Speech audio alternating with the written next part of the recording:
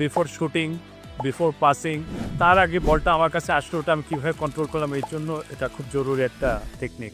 এটা গ্রাউন্ডে আসতে পারে, বিভিন্ন অ্যাঙ্গেলে আসতে পারে, বিভিন্ন সিচুয়েশনে আসতে পারে। ওই জিনিসগুলি নিয়ে আমরা এখন দেখাবো যে কীভাবে বল আসলে কীভাবে কন্ট্রোল করতে হয়। সো এখন আমি আসলে দেখছি যে বলটা কীভাবে আসবে, গ্রাউন্ডে আসতেছে এবং বলের লাইনে আমি আছে কিনা, পাসটার উপর ডিপেন্ড করবে যে পাসটা কোন দিকে যাচ্ছে।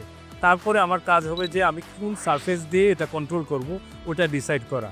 তারপরে আমার ডিসাইড করতে হবে আসলে যে আমার মানে কোন দিকে আমি বলটা নিব, যে অ্যাওয়ে ফ্রম দ্য প্রেশার কিনা। সো আমি যেটা করলাম, বলটা আসার পর আমার যে কন্ট্যাক্ট সারফেস এটা দিয়ে আমি কন্ট্রোল করলাম। বাট যেই জিনিসটা আমি এখানে দেখাতে চেয়েছি যে বলটা যেন আমার পায়ের মধ্যে থেকে না যায়, আমার শরীর থেকে একটু দূরে থাকে, কারণ পরের কাজটা করার জন্য এটা খুব ইম্পর্ট্যান্ট যে আমি পাস করব নাকি এখান থেকে আমি শট মারছি গোলে, নাকি আমি বলটা আমার পায়েই রাখবো ফিল করে। সো এটার জন্য ইম্পর্ট্যান্ট হচ্ছে যে অলওয়েজ মনে রাখা এটাই যে আমার বল যেন পায়ের মাঝখানে, মাঝামাঝি বা খুব কাছে থেকে না যায়, একটু আমার বডির থেকে দূরে থাকে। সেটা ডিপেন্ড করবে যে অপোনেন্ট কোথায়, ওটা অনুযায়ী আমার কোন দিকে থাকবে সেটা আমার ডিসাইড করে নিতে হবে।